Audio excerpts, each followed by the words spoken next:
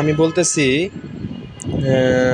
ঢাকা রোডের একদম শেষ মাথা থেকে সেখানে 7টার দিকে একটু জ্যাম দেখা গেলেও আস্তে আস্তে জ্যাম বাড়তে থাকে ঢাকা রোডে। আপনারা দেখতে থাকুন।